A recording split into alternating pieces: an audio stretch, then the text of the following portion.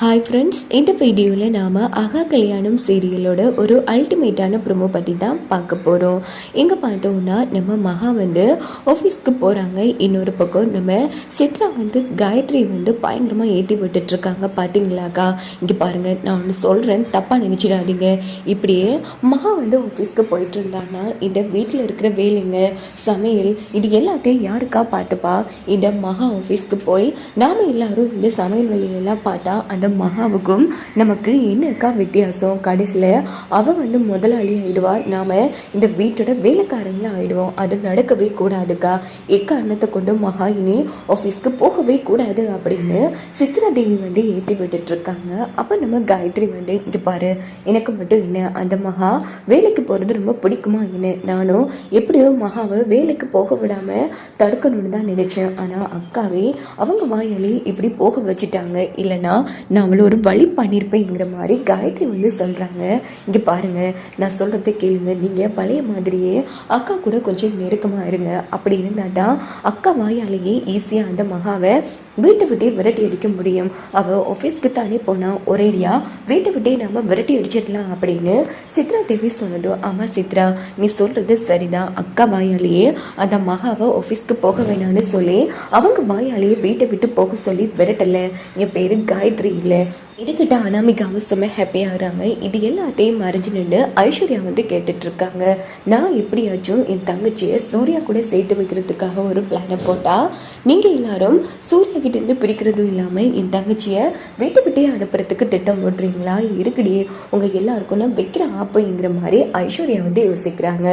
இங்கே பார்த்தோன்னா அன்றைக்கி சமைக்கிறதுக்காக நம்ம காயத்ரியும் அனாமிகாவும் போய் கிச்சனில் நின்று சமைச்சிட்ருக்காங்க. இங்கே பார்த்தோன்னா வேலையெல்லாம் முடிச்சு மகா வந்து வராங்க. அதை என்னத்தை பண்ணிகிட்ருக்கீங்க? டின்னர் நானே பண்ணுறேன், நீங்கள் போங்க அப்படின்னதும், இங்கே பாரு, இது ஒன்றும் உன் வீடு கிடையாது. இஷ்டமான டைமுக்கு வாரத்துக்கோ இஷ்டமான டைமுக்கு சமைச்சு போடுறதுக்கோ நீ வரும் வரைக்கும் நாங்கள் பட்டினியாக வெயிட் பண்ணிகிட்ருக்கணுமா? அதை இப்போ தான் அதை சாயங்காலம் இப்போவா நீங்கள் டின்னர் சாப்பிட போகிறீங்க? இல்லை, அதனால நைட் சாப்பாடு நானே பண்ணி கொடுக்குறேன், நீங்கள் போங்கட்ட போய் ரெஸ்ட் எடுங்க அப்படின்னு மகா சொன்னதும், இந்த பக்கம் நம்ம காயத்ரி, ஆமாம் என்ன நீ பெரிய ஓவராக பேசிட்டு இருக்க? உன் இஷ்டமான டைமுக்கு ஆஃபீஸ்க்கு போவையா? ஆஃபீஸ் விட்டு வீட்டுக்கு வருவையா? உன் இஷ்டமான டைமுக்கு சமைச்சு போட்டால் அதை நாங்கள் பொறுக்கி சாப்பிட்டுட்டு போகணுமா? ஆமாம், உன் மனசில் என்ன இந்த வீட்டோட பெரிய முதலாளின்னு நினைப்பா அப்படின்னு காயத்ரி வந்து விழுத்தெடுக்கிறாங்க மகாவை. இங்கே பாருங்கத்த, அப்படி நான் என்ன கேட்டுட்டேன்? நீங்கள் சமைச்சு கஷ்டப்பட வேணாம், நானே சமைச்சு போடுறேன்னு தானே சொன்னேன். ஏதோ பெரிய தப்பாக பேசின மாதிரி இப்படி கத்திட்டு இருக்கீங்க. ஓஹோ, இப்போல்லாம் நாங்கள் பேசுறது மேடம்க்கு கத்தி தெரியுற மாதிரி இருக்கா அப்படின்னு காயத்ரி வந்து சத்தம் போட்டதும், என்னம்மா இது கிச்சனில் வந்து சமைக்க வேண்டாம் இப்படி சத்தம் போட்டுட்டு இருக்கீங்க அப்படின்னு பாட்டி வந்து கேட்குறாங்க. அப்படின்னு பார்த்தா ஐஸ்வர்யா வந்து, என்ன ஆச்சு மகா அப்படின்னதும், இல்லைக்கா நீங்கள் போய் ரெஸ்ட் எடுங்கத்த, நானே டின்னர் செய்கிறேன்னு சொன்னேன். அதுக்கு போய் அத்தை நீ தான் சமைச்சு போட்டு நாங்கள் பொறுக்கி சாப்பிடணும்னு அவசியம் இல்லைங்கிற மாதிரி பேசிட்டு இருக்காங்க அப்படின்னதும், இங்கே பாரு மகா அப்படி என்ன தப்பாக பேசிட்டா?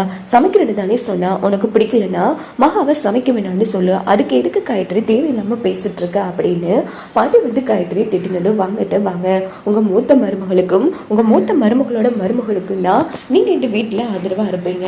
இந்த வீட்டில் நாங்களா வேலைக்காரிங்க தானே அப்படின்னு காயத்ரி சொன்னதும், எதை கொண்டு எதில் வந்து முடிச்சு போடுற?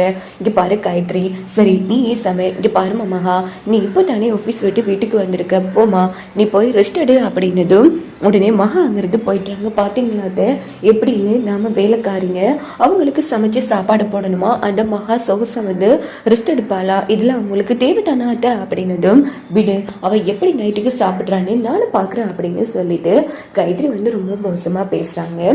இங்கே பார்த்தோம்னா எல்லாருமே அன்னைக்கு நைட்டு வந்து சாப்பிட்றதுக்காக உட்காடுறாங்க. அப்போ பார்த்தோன்னா நம்ம மகா வந்து எல்லாருக்கும் சாப்பாடு பரிமாறிட்டு இருக்காங்க. இன்னொரு பக்கம் நம்ம ராஜலட்சுமிக்கு வந்து வெங்காய சம்பளெல்லாம் பிடிக்காது. ஐயோ அத்தை, எதுக்கிட்ட வெங்காய சம்பல் போட்டீங்க? இங்கே யாருமே விரும்பி சாப்பிடவே மாட்டாங்க அப்படின்னதும், இங்கே பாரு, ஏதோ உன் வீட்டில் நீ பெரிய சிக்கன் மட்டன் சாப்பிட்ட மாதிரி உன் குடும்பமே ஒரு தரத்தில் குடும்பம், அந்த குடும்பத்துலேருந்து வந்து காய்கறியை பற்றி எங்ககிட்ட பேசுறே அப்படின்னு காயத்ரி கேட்டதும், அத்தை பார்த்து மரியாதையாக பேசுங்க.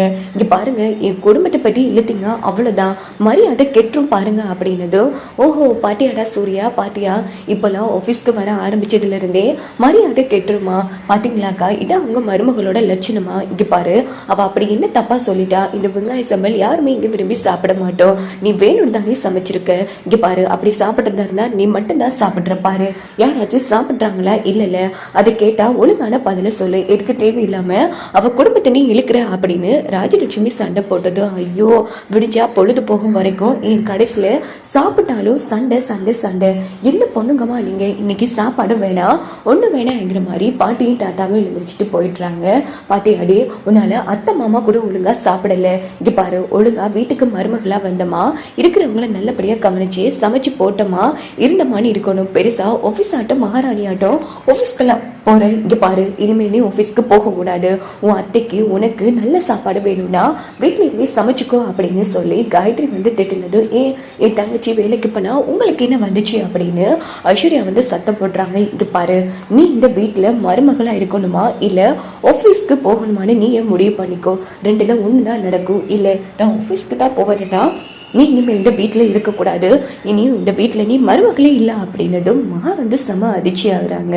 அப்படின்னு பார்த்து நம்ம ராஜலட்சுமி வராங்க. இங்க பாரு அவ ஆபீஸ்க்கு போவா, மகாவே முடிவெடுத்தாலும் சரி கண்டிப்பா நான் ஆபீஸ்க்கு அனுப்பியே தருவேன், அவ ஆபீஸ்க்கு போறதுல உனக்கு என்ன வந்துச்சு அப்படின்னு கேட்டதும், இங்க பாருங்கக்கா பாத்தீங்கல்ல அப்ப நான் சாப்பாடெல்லாம் சமைக்கிறது யாரு, அத்தை மாமா கூட சரியா சாப்பிடல, இதுக்கு முன்னாடி மகானா வந்து சமைச்சு போட்டாளா, இல்ல நாம தானே எல்லாருக்கும் சமைச்சோம், இன்னைக்கு என்ன புதுசா பேசிட்டு இருக்க அப்படின்னு ராஜலட்சுமி வந்து நம்ம காயத்ரி வந்து விளக்கெடுப்பா.